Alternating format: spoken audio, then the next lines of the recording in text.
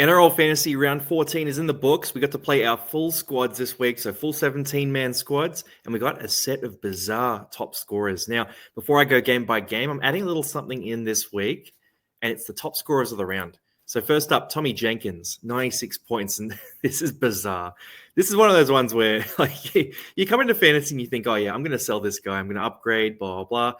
A lot of people move Tommy Jenkins for Lehigh Hopewadi or Jaden Campbell or these other players. And, you know, I'm a seller of Jenkins a few weeks ago too.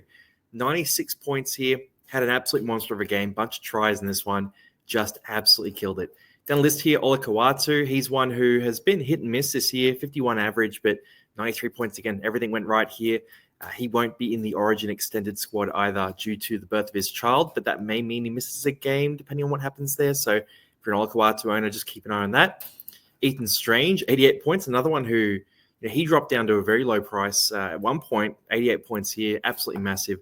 Jarom Hughes bounce back game as well. And we'll go through his stats in more detail. This one's very important. See more towards the end of the video because they played at the start of the round. Kalamatangi, 3 back-to-back 80-plus scores.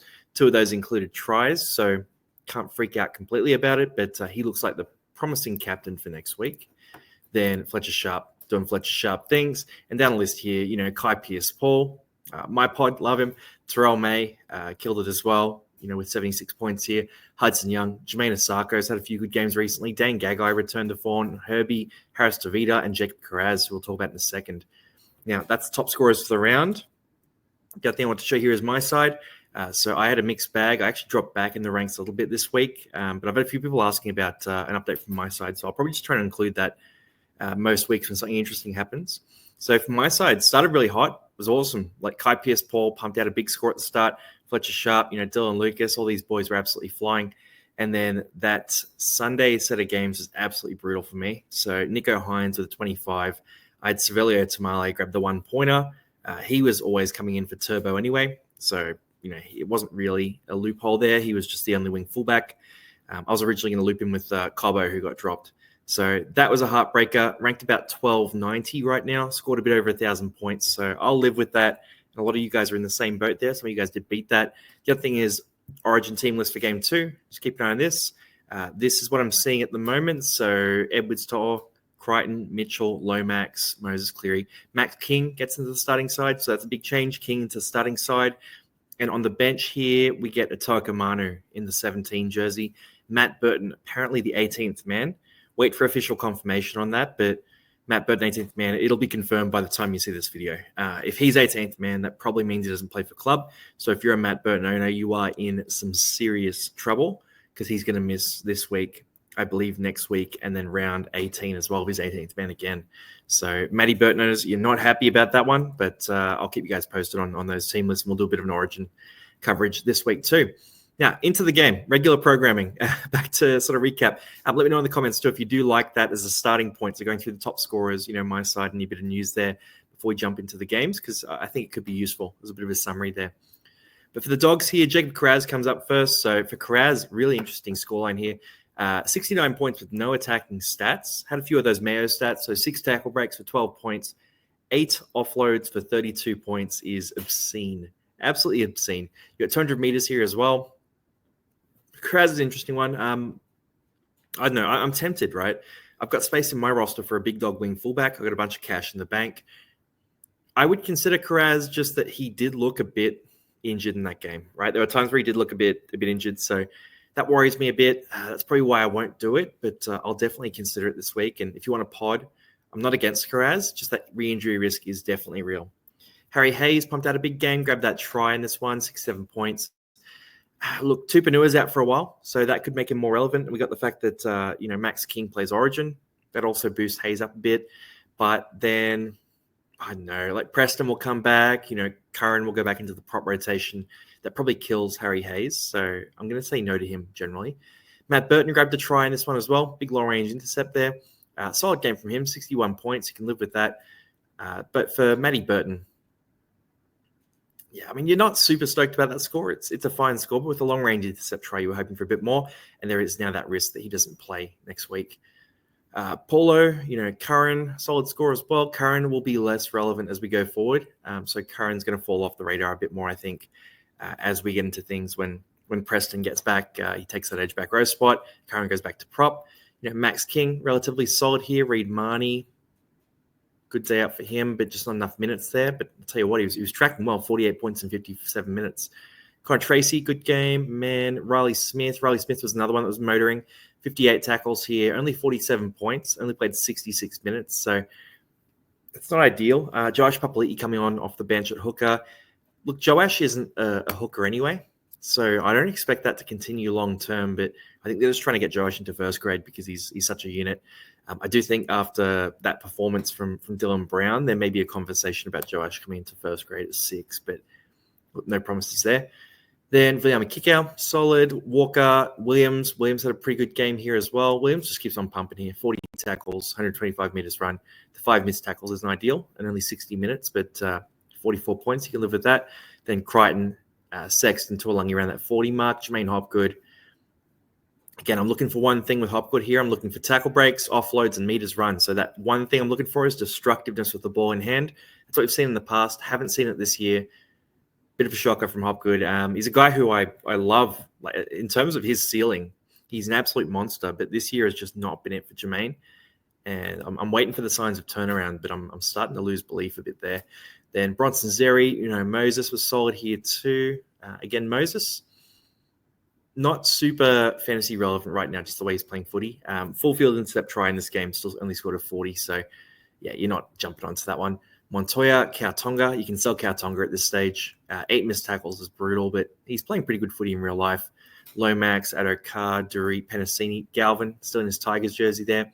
Coming off the bench, he's going to drop a bit of cash for us, so could be interesting at some point, Lockie Galvin, but until he gets a starting spot locked down, not that interesting. Saying that he probably gets named to start next week with Burton out as 18th man, so that could either be a great time to jump on a pod, or he goes back to the bench after that, and it's a total liability.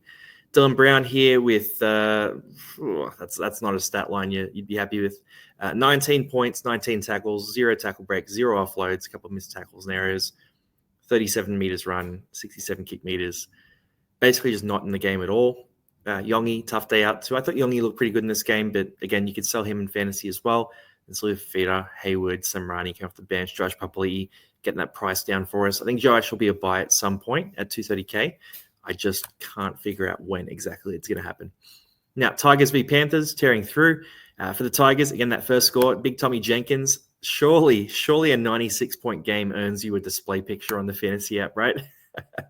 But for Tommy Jenkins, 3 tries here. You got the 5 line breaks. That's 44 points by itself. It's 12 tackle breaks, 250 run meters. This is just a special game from Jenkins. And look, a couple of them were easy plays, right? He sort of charged through, but he made some special plays here as well. So yeah, Tommy Jenkins, take a bow. That's going to get him over 500K. If you still have Jenkins, just ride the wave, make the cash, and enjoy the price rises there. Terrell May, 76 points in 75 minutes. This is classic Terrell May here. 2 offloads, 165 run meters, 3 tackle breaks, 52 tackles. So what I'm seeing here is the tackle count for Terrell May seems to be increasing every week, whereas the attacking plays are sort of fading out a bit. So a few less offloads, a few less tackle breaks. Meters are staying about the same, but the tackle count seems to be rising there, which, I don't know, read into that how you will. I'm not seeing it as a concerted effort by him to change his play. I just think they're getting into grindier games, and they're getting beaten in a lot of these games too. So he's just being forced to make more defense, and Terrell's showing that he can score in any way, given the opportunity. Nathan Cleary, 64 points. Again, 0 attacking stats basically here. About 100 meters run, 600 kick meters. Yeah, really just a 64 without doing anything special for the fantasy stat sheet. So you love that, but Cleary is going to miss the next 2 games and 3 of the next 4 games. So there is a chance that you might be selling Cleary this week. We'll have a look at all of that this round. Mitch Kenny with a 60. Could be a pod you look at if you need a hooker, but not for me. Api Coruscant, 58. He's much more interesting in my view. 58 tackles here. Didn't get much attack going. 4 tackle breaks is nice, but Api Coruscant has that big upside potential when he gets things right. Lindsay Smith, Jerome Luai. I will shout out Jerome Luai here. So back-to-back 100-meter plus games. He had his season high in meters and kick meters last week. He's gone close to those numbers again this week. I think we're seeing a turnaround for Jerome Luai. Had that 1 try assist, but otherwise it was pretty light for attacking stats. And the big thing I like to see here is 4 offloads. So 4 offloads for Jerome Luai, 100 meters plus run. At 443K, Luai is a decent chance coming into my side after next week. He is just at such a low price. I think he can easily average 50 plus. And when the Tigers start winning games, he starts grabbing some attacking stats. That plus the run meters and offloads, that's going to be very good news for Jerome Luai owners. Then Isaiah Yeo. Look, you're probably not on Yeo. I would sell Yeo at this point. He misses the next 2 games. I sold him at the start of the Origin period, but yeah, I'd definitely sell him if you have him. Dylan Edwards, bit of a bounce back game. Solid for him. Stafford-Toa just keeps on doing Stafford-Toa things. That guy is legit. Like, he's playing great footy right now. Scotty Sorensen, bit of a return, just not fantasy relevant due to the buys. Papali'i, solid. McLean, Leota. Tony Suka, pretty good game from Suka here. So pretty basic, 29 tackles, 1 offload, 63 meters run. Played 51 minutes there, started on the edge in this game. If you got Suka, you're pretty happy with that. If you didn't get him, it's too late now. He's probably not going to be starting most weeks. They'll go Seyfarth back to the edge, and they'll go Twile back into the lock. He was only missing the game due to a HIA. Then Taruva, Latu Fainu. This is interesting. So for Latu Fainu, 35 points in 44 minutes is pretty sweet. That's a lot of intent there. And look, he played a bit in the middle there as well. There was a bit of a mixed position. So it's not a great indicator as to what he's going to do when he's playing in the halfback role full-time or the 5/8 role, depending on how to line up. But 27 tackles here with only 2 misses, 1 tackle break, 1 offload, 74 meters run, and a bit of kicking there. I just think Latu Fainu is a baller, man. So around 16, hopefully he's named in the starting half spot. He's a guy we could target as well. The issue now is that I'm talking about 2 Tigers halves that I'm targeting, which I'm probably not going to be able to fit both. It's probably going to be choosing one or the other. So I'll have to make a decision before that point. Adam Dewey, Garner, Sione Fainu has been solid. Samuela Fainu as well, other way around, but those two both scored 32. Skelton, return game here, looks solid without being special for fantasy. Martin, Brian Tor. So Brian Tor is an interesting one for fantasy because he's getting cheap. 28 points here. He's at 587K. He might get to a price point where he actually becomes vaguely viable. And really, you're only buying Brian Tor if you think the Panthers are going to tear up, which is a distinct possibility. They could heat up at the right time and he can get hot again. So from my view, just watch him drop cash and just have a think about it as we go along. Alex Seyfarth, a bit of a dire sort of game here. 6 missed tackles, 27 points. If you haven't sold him yet, I would sell him now. Bula, Murray, Bird, Blaze Talangi, Patea, Isaac Tungo, Schneider, Heath Mason. Tough day for Heath Mason. I will say this is one of the examples of a guy who came out and I think he played a pretty decent game. It wasn't a perfect game, right? But he came out and he threw a lot at the Panthers. I thought he played really positive footy. 11 missed tackles is brutal stat-wise, but a lot of them were him trying to create a bit of tempo. And then there were times where he looked a little out of place defending in the front line. He's a fullback by trade, right? So I'm not holding it against him. I think he's an absolute weapon of a player, but I think he will lose that spot to Latu Fainu in the near future. And I think Heath Mason will go back to being their backup fullback and a guy who definitely has some chops at the fullback position, but probably isn't an option to look at as a half, I would say. Now, Raiders v Rabbitohs up next. Ethan Strange, cracker. Kalamatangi, huge as well. For Strange, 2 tries, 5 goals, 2 line breaks, 13 tackle breaks here with 23 tackles and 81 meters run. This is Ethan Strange coming out today. Could be interesting at some point. This is a bit of an indicator as to what we can expect in the future. And look, obviously 2 tries definitely helps, but the game on the ground here and the goal kicking, Ethan Strange might actually be really interesting in 2026 NRL fantasy. Now, with Fogarty there, Fogarty is so dominant when he's fully fit and goal kicking that I'm not going to get on Strange. But 2026, we'll have a look at Strange because there's a chance that he makes that leap and gets even better next year next to Ethan Sanders. Then Keon Kalamatangi, 71 minutes here, grabbed a try as well, 48 tackles, 5 tackle breaks, no offloads, no missed tackles, no errors, 200 meters run. Very, very basic, right? This is super clean. A couple of set restarts and that kind of thing, but they don't really impact the score too much. From my perspective, he's the go-to captain next round. He's going to be the guy captaining. He is on the radar for the extended bench for Origin. Highly unlikely to be impacted for club footy. So I wouldn't stress about that at all. Toa Manu comes in that starting prop spot. Hudson Young, sorry, not starting prop spot. Edge bench prop spot, and then King goes to starting prop. Hudson Young, solid again, keeps on doing it. He picked up a bit of an injury in this one, so keep an eye on him. Should be okay, should be fine, but just watch closely on that one. Josh Papali'i, man, what a man. What a man. Grabs 2 tries in his 300th game, celebrating. Like, this was a special performance. And, for a big front rower, look, he's not on the fantasy radar anymore. But if you've been playing fantasy for a long time like I have, you probably remember the days where we were getting Josh Papali'i, and he was often in that edge back row spot as well. But he was a try-scoring freak. And I can remember some specific days where him and Josh Hodgson absolutely terrorized teams. So, look, good on him. Kudos to him. He's a legend, and he was a legend in fantasy for a long time too. So, absolute weapon. Ewan Aitken grabbed the 60 here, and this is just such a Ewan Aitken 60. So, look at this. 52 tackles, 3 tackle breaks, 4 missed tackles. You got 1 error there, a forced turnover, and 89 meters run. Like, that is just defensive work rate for a 60.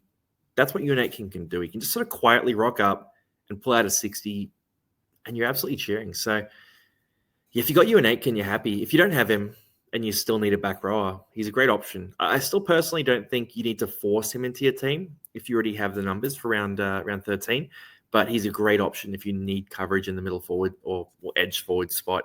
But you know what I mean? Via the middle forward spot, there's often a lot of guys who are dual position. You can move up to middle. So if you've got a guy in the middle spot, you can move Koloamatangi or Couchman up to middle. You could buy Aitken. That could be a goer option. Talis Duncan, 58 points here. We were pumping him up all week. Line break definitely helps here. But 38 tackles, 4 tackle breaks, 120 meters run. Much more hard fought than Aitken's here. So needed a few more attacking plays. I still think that 43 average we talked about is about what you can expect from him week to week. So I wouldn't let the 58 change your perspective on him. The same as if he scored 30, I wouldn't let that change the perspective too. He's kind of like a mid to low 40s sort of guy when he starts. But hey, dual position, very cheap, very good option. Corey Horsburgh started at lock, played a bunch of minutes here, absolutely killed it. Simi Sasangi came on as well. I believe he played more center than anything, but he was playing on the edge there. They had that injury to Tamale, we'll talk about as well. But for Sasangi, great performance. If you got on that cheapie, he was one we talked about. One that I wasn't super excited about. The injury definitely helped him, though. Tommy Starling with a 53, very solid. Hosking, the injury caused him to play 80 minutes instead of his usual 65 minutes. He also scored a try and still only pulled a 47. So I think if you're a Hosking owner, you're pretty concerned now because that was pretty much a perfect scenario for him to score well, and he just couldn't pull anything out here. No tackle breaks, no offloads there, just pure base stats. I don't think he has it. I don't think he has it this year. I sold this week. Look, you can keep on riding the wave if you want to, but I just think if you're a Hosking owner and you keep him and you're starting him, surely you go to Ewan Aitken instead. Then Latrell Mitchell, 46 points here, and for Latrell, this was a great kicking game, like 660 kick meters, 22 points from that, but sweet F all in every other department there. So no attacking stats, kicked a couple of goals, made a few tackles, 2 tackle breaks, and 104 run meters. And again, we talked about this with Latrell. When he was good last year, he was sort of that 130 run meters, 5 tackle breaks kind of guy. And we're seeing him consistently falling below that. And his score sometimes does bounce up because he's just such a freak, right? He can pop out massive fantasy scores. But as a fantasy coach, the fact that his base is so consistently coming below what you expect as an average is an indicator that he's going to have some lower games. And this one, he got a little lucky with the kick meters. When Jamie Humphries goes back into the halfback spot, which didn't happen this week, he played off the bench. I think that's going to hurt Latrell Mitchell quite a bit, unless he can get back to that running best. Joey Tarpanay, 50 minutes, 45 points. Just a bit of a lower minutes game. No tackle breaks, no offloads. What are you going to do? I'm not freaking out about this one, but Joey Tarpanay is sliding down my list of potential keeper mids, and I don't think he's going to be in the ultimate keeper 17 at this rate if he keeps on playing these lower minutes. Jai Arrow, solid. Hubner, solid. 45 and 36 minutes is special from Hubner, actually. That's awesome. If you started him, you're pretty stoked. Fogarty, 44. Look, we talked about Fogarty not goal kicking. It's very encouraging that he did do the majority of the kicking, though. Like general play kicking, he absolutely killed that.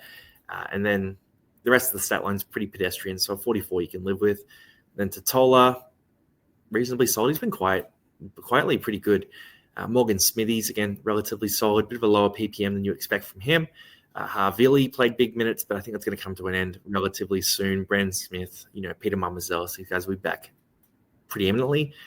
Then Seb Chris, Jamie Humphries. Look, Humphries played 50 minutes there off the bench, scored 30 points, 34 tackles. So it was really just a defensive performance here from him. Tomoko, Mariota, Alex Johnson grabbed a try, but only 30 points there. KO Weeks, quiet one from him, bit back to earth. Cody Walker. Cody was motoring decently well for a while here. 29 points in 56 minutes. He was tracking for, a 40-ish kind of score. For Cody Walker, another injury there. He's just too injury prone to get into your fantasy side. So he's probably never going to make it into anyone's fantasy side. Let's be real. I think just these re-injuries, Cody Walker's an absolute legend, the guy who I think should have played more Origin games than he did. But at this stage of his career, just not going to be fantasy relevant. So yeah, you got to let that one slide through. Owen Paddy, 29 points in 29 minutes, 2 try assists. A bit of a preview as to what he can do. And I think both those try assists were for Josh Papali'i from memory. So he was a big part of the celebrations that day. Jaden Sullivan, solid. Munro came back. Munro is kind of interesting, actually. He'll be around that 300K mark. And if you're desperate for a cheap wing fullback, I don't mind him at all. He's very much an attacking stat reliant guy. Not a guy who will make enough cash for you to sell him, but more of a cash out and loophole kind of wing fullback guy, which I think you have room for one of those in your team. And when they're playing and, firing at full tilt, South Sydney, Munro's going to score a bunch of tries.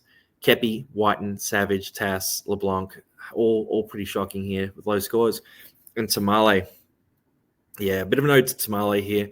Guy's a beast. I've enjoyed my 14 rounds of owning Savelio Tamale. He's been fantastic. He's been in and out of my starting side all year. He was a starter this week. And 14 minutes, got the point there. Looks like he's going to be out for a couple of months. So no confirmation on that yet. So just wait for official confirmation. But he's going to be out for a while. Yeah, this one sucks. He's a young guy who he was killing it. And look, he'll come back. He'll come back better than before as well. But he's a selfie fantasy side. It's going to be a decent stint on the sidelines is what I'm seeing. Then Broncos v Titans. So for this game, just as an indicator of what you're about to see, if you look on the left side, 1, 2, 3, 4, 5, 6 Broncos in a row as the top scorers, and they've got 8 of the top 9, and then we go to Brian Kelly and some Titans here. But it's all Broncos here for this game in fantasy. If you have Titans players, you probably can't freak out too much about this one. For the Broncos, we got Tony Staggs at a 68. Payne Haas got a 63 in 66 minutes. The minutes are fantastic for Haas. 37 tackles, 4 tackle breaks, 2 offloads, had 2 errors there, trying to offload, 145 run meters. This is a game that, Haas did look a little tired at times, but this is fine. This is a fine game. Just didn't have that pop about it, but 63 points, you can live with that.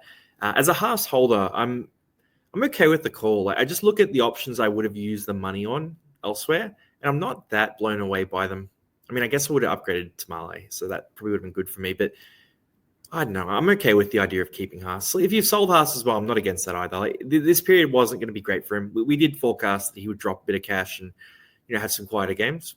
This 63 is fine. He's chugging along. There aren't many guys I could have traded him for that would have gotten me a 63 this week without any attacking stats. So if you're a Haas owner, don't just sell him for the sake of it. Have a look and think about whether you're really going to use that cash elsewhere. And if you don't need the cash elsewhere, then just stick with him. Right? That's what I'm thinking with Payne Haas. Paddy Carrigan, solid here. Brendan Piakura. Our boy, Piakura. Look, 370K, pumps out at 57. The Broncos won this game comprehensively. He had that line break try assist, 26 tackles, 4 tackle breaks, a forced turnover. He put some shots on in this game, and 174 run meters. This was exactly what you want to see as a potential Brendan Piakura buyer.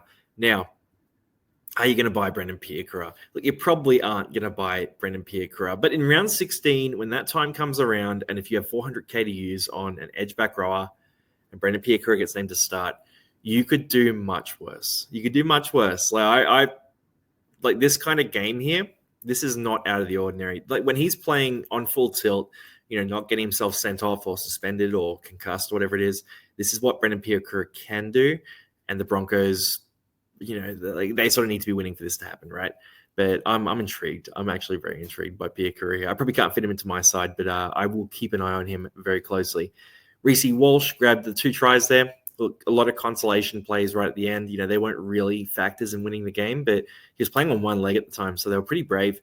54 points here. A lot of attacking stats. He got 2 tries, try assist, line break assist. 162 run meters, but I would say of those, it was closer to about 100 real run meters, and then he sort of ran away for tries a few times at the end. This was a game where, no two ways about it, he was playing on an injury there. He looked really, really hurt, and he's not going to make the Origin side, I think, because of that rather than because of form. So Yeah, I'm intrigued by this buy, but it's a tough one. You really got to be backing the Broncos to turn it up. You got to be backing him to get fit. Then Shibasaki, solid here. Bo Firma. Talk that Bo Firma won't make the Origin side, so that looks to be relatively confirmed. You'll have confirmation before we get trades anyway. But Bo Firma, if he doesn't make Origin, is a very interesting option for someone who needs a wing fullback, sorry, a center this week. Now, most of you have Dylan Lucas and you have Heavy Farmworth, so you're probably not in need. But Bo Firma is a great shout, and if you have him in your team, you got an extra center for this week. Adam Reynolds, solid. Karapani grabbed 2 tries, sitting on Selwyn Cobbo's wing, scored some easy tries. As a Cobbo owner for all this time, I'm seething about that one. Look, Karapani, I don't know if he keeps that spot, but if he does, he is a good price. The issue is playing on the wing there, he won't get that dual position until round 21. They only do the review every 7 weeks there. Brian Kelly, 440k, 48 points. He's kind of come back up, just not super fancy relevant. Sami, Carlton Pereira grabbed a couple of tries in this one as well. Jolliffe, Ricky, Jensen. A lot of people asking about Corey Jensen. This wasn't the kind of game for Jensen here, so 37 points, 16 tackles only. That's the big thing for Jensen. He's a big defensive work rate guy, and the Broncos had all the ball. Big Tino, 36 points here. They just got smashed. You can't really read into that one too much. Willison, Campbell. I'm going to put Campbell in that same boat. They just got absolutely belted. Now, for Campbell here, you got a decent load of kick meters, about 300 kick meters there, nearly 100 meters run, 4 tackle breaks. He was trying things, but they just got stomped. The Titans just got stomped. And I think Jaden Campbell is exactly the same guy as who he was last week for fantasy, and the week before, and the week before, and the week before. But if the Titans are going to get smashed like this, you know what I mean? It's going to be tough sledding for Jaden Campbell. But I don't think the Titans will keep performing like that. That was a pretty shocking performance. I think they will bounce back. And I think the Broncos just got hot. We've seen them do it before. The Broncos smashed the Dogs as well. They can get hot. So I'm not going to read into it too much. But as someone who doesn't have Campbell yet, I might go in a different direction depending on a few things. I'll have a look at my team, but I'm pondering a few different options for this week. And Campbell's not a guaranteed buy for me. Mo Fotuaika, Hetherington, Ezra Mam at 31. It's more his sort of fantasy scoring profile for those who got too excited about that 60, that first game back. AJ Brimson grabbed a 30. I mean, again, they got smashed.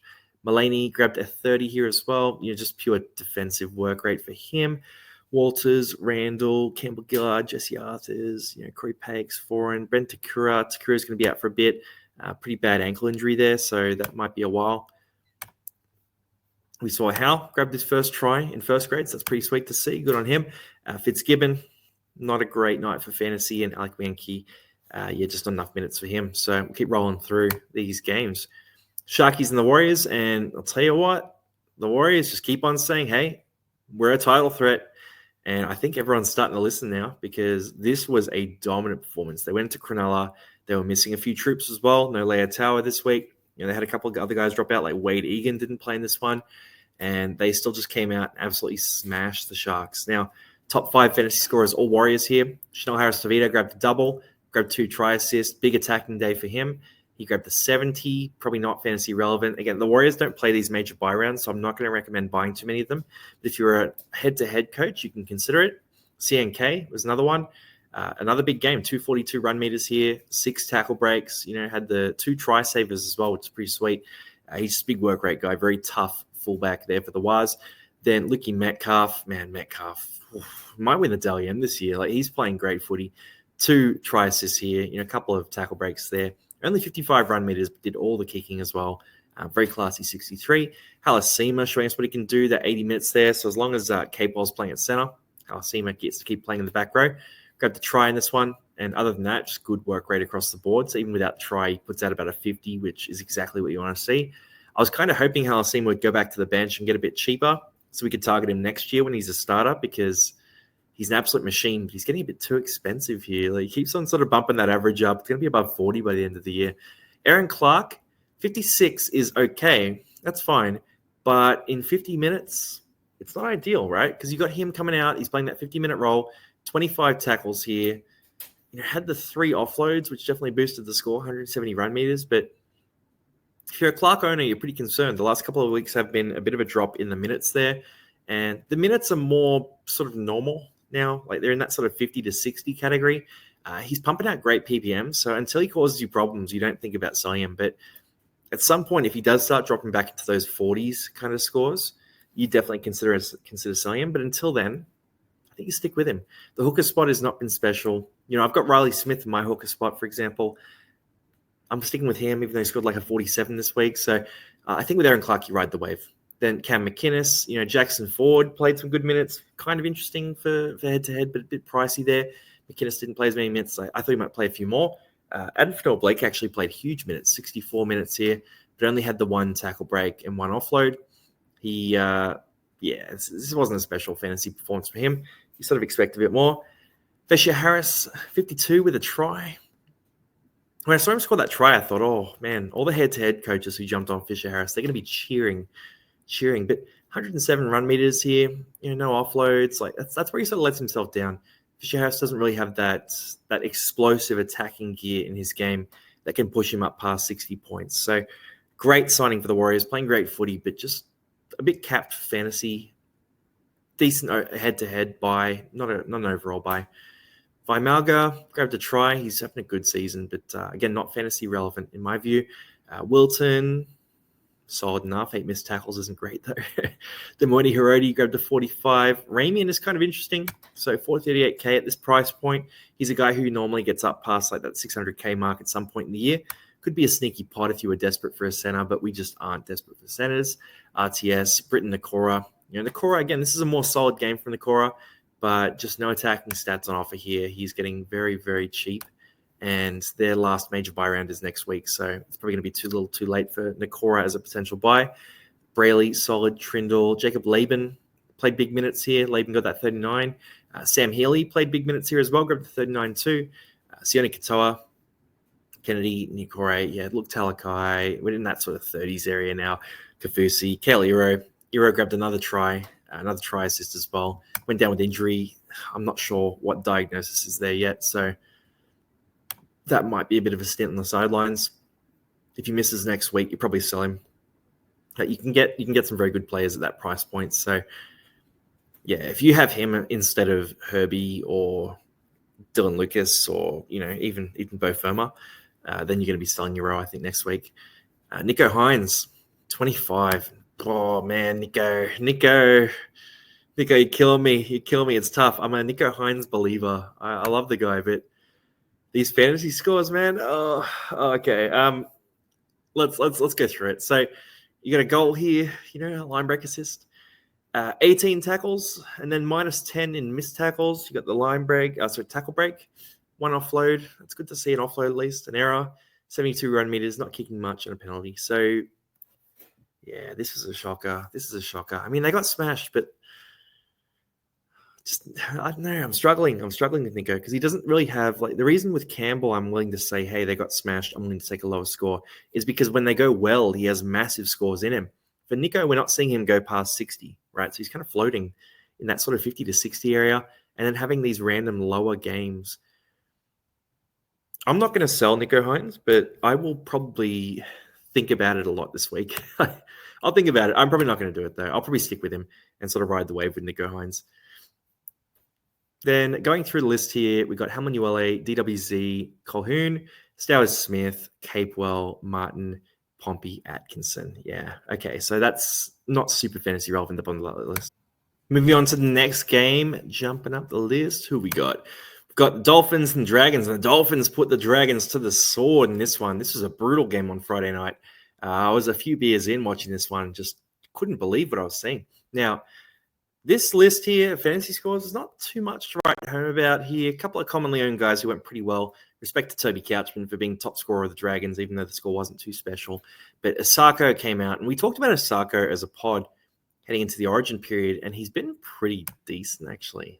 He's been in a bit of form, and, I was choosing between Asako and Turbo. I chose Turbo for a bit of the upside there, but I should have gone Asako. If I had Asako, I would have been running him instead of Tamale this week too. So that's a heartbreaker, actually. That would have been 72 extra points. Now for him, 2 tries here, 8 goals, 2 line breaks. We've got 4 tackle breaks, 184 run meters. Look, when the Dolphins get clicking, Asako gets firing. This is a great score. Herbie Farmworth grabbed a double as well. Grabbed 8 tackle breaks since 200 meters run. Farmworth is is a special for this. Like if he grabs 2 tries, he's going to score 70. If anything, he may have scored even higher in other weeks if he had to grab the 2 tries. So, yeah, you live with that. But, 71 from your center is great news. Isaiah Katoa grabbed the 62. A bit more attacking stats here. So 2 try assists for him in this one. Had, the 11 tackles there, no tackle breaks, but 3 offloads and nearly 200 meters run, all the kicking as well. Again, very solid game from Katoa. Couchman with a 54, and this is just a pretty no-nonsense sort of 54, 45 tackles. We talked about that 44 tackles being our predicted, so we were pretty close on that one. And then 2 tackle breaks, 1 offload, 73 meters run. Just not the attacking play on offer for Couchman. I thought he had a pretty good matchup there on the edge, but the Dragons just did not get into attacking position at all, so he didn't have the opportunity to show that. Conley Lemuelu, I don't understand why he plays so few minutes for the Dolphins when they're at full strength. I think he's an absolute weapon, but he might be a guy we see off to Perth potentially. 2 tries, a try assist, 2 line breaks for him. 153 meters run. Not on my fantasy radar at all. Jacob Little played 60 minutes here, so Tuipulotu went off in this game, and Jamie and Cook went to the center spot. We'll talk about Cook in a sec. But it meant that Little got to play 60 minutes at hooker, which with his insane PPM this year meant 50 points. I have no idea how he's averaging 42 this year. Like this is absolutely crazy times. Like he's killing it because it's like a 42 average in like 42 minutes a week. Like the PPM from him is astonishing. Then Jack DeBellin, 50 points and 52, very solid. Avarillo went well. Cody Nikarima, Hamaso, 2 tries for the Hammer. You'll have to see that. Kurt was solid in small minutes here. Donahue got some work done. We got Flanagan here with a 40. So again, dominant kicker. Flanagan's actually quietly going pretty well, but a bit too expensive now. Jack Bostock at 300K would have been a nice little pod. Very interesting there. So if you want to get on Bostock, I'm not against it. If you're desperate for a cheap wing fullback. And I probably have him ahead of Munro as a scorer, but behind Munro in terms of buy schedule because they don't play round 18. Val Holmes, not playing Origin, 39 though. At the center spot, we're not that desperate, so I'm not jumping on. Played a bit of wing in this game too. Finafuyaki, 39 points here. Hamish Stewart, 39 points in 52 minutes is very disappointing PPM for him. Pacific Tonga got the 40 minutes there. That's actually very, very interesting. So obviously, the injury definitely helped there. But for Pacific Tonga, if he's going to grow into that 40-minute role, he is a PPM guy with attacking upside. If you're looking for a mid cash out this week, I think that has elevated him to the top of my list. Mark Nichols with 37 here. Clemmer played 50 minutes again, so pretty big minutes on offer for him. We got Marshall King coming back with 34. He's going to get cheap, but just not in time for his major buy rounds. Blake Laurie, Fatala Mariner. Fatala Mariner's all good, by the way. I think he had an asthma attack in that game, so if you saw him in some discomfort, that's what it was. Damien Cook with a 28 here. Had to play center in this game. Had a shocking start, but then playing center. Had the try assist, which saved his score a bit. 27 tackles, 6 missed tackles there. 35 meters run. Just a shocker. But look, if you're a Cook owner, you're not going to freak out about it. Like he'll go back to hooker next week. He'll be fine. Don't stress it. Luciano Leilua, they just refuse to give Leilua minutes. No matter what happens, he gets no minutes. Fatala Mariner started over him this week, so he is off radars officially. Maxi Plath, this one sucks. He's been dealing with a bit of injury, came back this week, and I believe they're talking about ACL. It's not fully confirmed yet, but it appears to be what that is. So for Max Plath, he's going to have a bit of a stint on the sidelines. Sucks for him, man, because I think he was primed to make the Queensland side this year, especially with the injuries at hooker. I think he would have been the perfect option coming off the bench for them. So that sucks for Plath, but man, he's a beast. He's got a long career ahead of him. He's gonna come good. Gutho with a 25. Shout out to Casual Ballers who got on Gutho a couple of weeks ago. That one's not worked out, mate. Lake and King Tongia. Yeah, for Tim, 25 points again, 41 meters run. Kind of like a Dylan Brown stat line that we talked about before there, as that running 6, but he's got a bit of a better defensive work rate and a few more meters, in the kicking game. But yeah, 25 points. You just, you live with it. You just hope he has that breakout game. I think he's a talented guy, by the way. So I think at some point he will have that breakout, but until then you're struggling. Sully, Molo, Kafusi, Keeley, Lawson, Tuipulotu. So Tuipulotu, it's a hamstring. I believe it's the other hamstring. Apparently it's quite minor. So maybe he's back next week. Maybe it's a week off. We need to wait for confirmation. And Lawson, tough one here. So 3 missed tackles, 2 errors, only 100 meters run. 3 tackle breaks still, but for Lawson, it was a bit of a nightmare sort of night. If you bought Lawson, you probably didn't start him anyway. He was more of a cash out. He should still play round 15 and round 18, especially with Tuipulotu with a hamstring issue now. So I wouldn't stress about it too much, but I am concerned that they're going to make bulk changes at St. George. So we'll see what happens. I mean, most teams, you're probably going to use them as a loophole anyway, right? So probably not freaking out too much. Then for the Storm v. the Cowboys, again, pretty one-sided, a lot of these games for fantasy. So top 5 scorers here, Storm players. You've got Jarom Hughes, Eli Katoa, Sofa Solomona out of nowhere, Atoa Kamanu, and Pappenhausen. For Hughes here, we got 2 try assists, 3 line breaks, 2 line break assists, 6 tackle breaks, 105 meters run, majority of the kicking there as well, and 17 tackles with 5 missed. Now, for Jarom Hughes, this is the breakout game you're waiting for.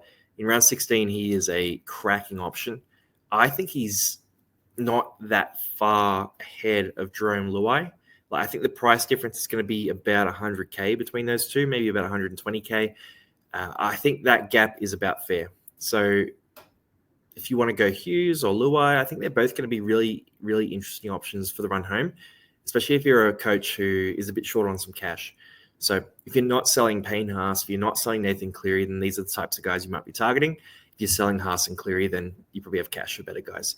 But Jarom Hughes could easily get hot down the stretch and could be a great option. So I'll be eyeing them off very closely for round 16 and probably buying Jarom Hughes at that point. Eli Katoa, solid game here, grabbed the try, 64 points, nothing needs to be said. Sofa Solomona, 100 meters plus run, 9 tackle breaks, had a try as well. He's a guy who can pop off at times, but just not consistently enough for fantasy, so probably not on your radar. Atoa Kamanu, 60, but he's playing Origin, so again, he's going to be off the radar too.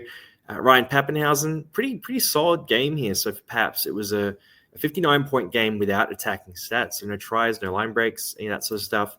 You had the 172 meters run, a few offloads there, forced error, 5 tackle breaks, 7 goals kicked. Very solid base stat game from Pappenhausen. So again, kind of interesting, but he is a bit expensive at the moment. Scotty Drinkwater is in a similar boat, but I think better than Paps right now. So for him, 56 points in a pretty big loss there. Grabbed the try, 2 line breaks. He's creating it at will, 200 meters plus run. I was a bit concerned about him in that combination with Purdue, but I think the fact that he scored so well in this loss is sort of resting my mind a bit there on that one. Harry Grant, 80 minutes, 55 points. We finally see Harry Grant come out and pump out a big score. He's averaging 46 for the year. He's at 625K. He is a very viable option for round 19 after Origin is done. Johnny Bateman, Cam Munster. For Munster, look, a lot of the indicators are good here. So 4 tackle breaks, an offload, 181 meters run. They won by a bunch. He just had 0 attacking stats. So if you add a few attacking plays into this game, this would have been a massive game for Munster. But still, regardless, as a Munster holder, which should surprise no one, 51, I'll live with that. I was going to trade Munster to Campbell. So, he scored more than Campbell, which I can live with. Unfortunately, though, if I got Campbell, I wouldn't have played Tamale. So it's not a win, really, overall. Then Vilea, been quietly effective recently, but just not on my fantasy radar. Dearden will play Origin, probably starting Origin this week. Cotter, again, Origin as well. Cohen Hess playing more minutes, but could be on your radar if you're desperate. I mean, look, Cotter will play Origin. Nanai's going to play Origin too, so Cohen Hess actually isn't an insane pickup. I don't know. He has that potential to play like 15 minutes, though. He's one of those ones where you have like a 20% chance of it being a genius move and it works out really well. But he's not that far away from Duncan in price, so I'd probably go Duncan instead. Rob Derby, solid game. Nanai playing Origin, so not on your radar. Robson, Origin again. Loiero, Origin again. I'm surprised Loiero. There's a lot of talk that he's going to keep that spot over Horsburgh. And nothing against Loiero. I think he's a good player, but Horsburgh's a prop. I think they need props. That's how I view it.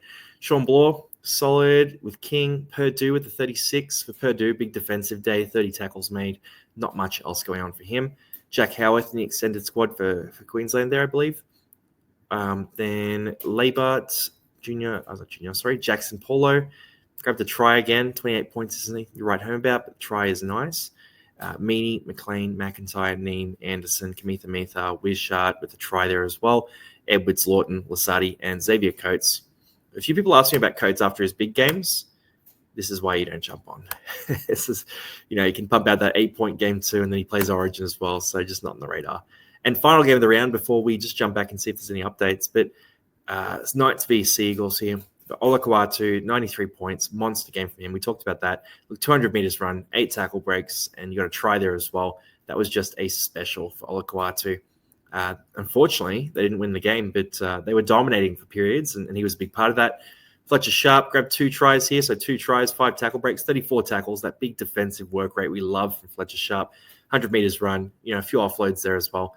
Again, he's a special man. Like, he's an absolute unit. He's such a good player, and he's great to have in our fantasy side. I think you got to keep him for the rest of the year. Like, he's just such a good footy player. Kai Pearce-Paul grabbed the 80 there. You had the try assist with the line break. He just galloped away on that one. It was a special little play, setting up Fletcher Sharp. As owner of Kai Pearce-Paul and Fletcher Sharp, I love that play. 47 tackles, 2 tackle breaks here, 3 offloads, 100 meters run. This is a great game from him and fully replicatable as well. So even if you take out that big try assist, you're looking at a game where he scores like 65 points in base, maybe 70 points in base. Mate, that's fine. I can live with that. Like, if Kai Pearce-Paul keeps playing like this, he just needs to not get sin binned and, keep the silly plays out. He is going to be an absolute machine for the rest of the year. Dane Gagai on a bit of a resurgence, just quietly. Dane Gagai, like, a few of you guys potted up with him, and I've seen a few comments where you asked about him, and then you pulled the trigger. You became one of the 1.5% who got Gagai, and you've done very well. So GG to you if you've got Gagai, 10 tackle breaks, 200 meters run, a try assist here, but no tries, and still got a 72. He is the OG king of fantasy centers, and he is quietly on a bit of a tour here, showing that he's still got it. Brady Jones, when he gets the minutes, he's getting the points, and it's kind of interesting, actually. Unfortunately, there's just too many middle forwards that will come back for the Knights. Lucas with a 56. Again, pretty pedestrian sort of game here, but still scored a 56, which, that's why he's the fantasy pedigree guy. Tafao Sipley grabbed a try, 54 points in 34 minutes. Not really on my radar for fantasy. Cogger, a lot of talk that Cogger's going to get dropped for Jackson Hastings. So if you're in a draft league, I actually like Hastings as a draft option. But for classic coaches, you're just not, you're not bringing Hastings in. I wouldn't expect. Matt Croker playing big minutes here, 53 points. A few of you guys potted up with him. He's been good as well. Jazz Tavanga got into the starting prop spot, played 57 minutes here, scored 51 points. Very tame sort of game here too. 42 tackles, 113 meters run. You have a tackle break, 2 missed tackles. You know what I mean? It's just Jazz doing Jazz things, man. The guy just gets through work.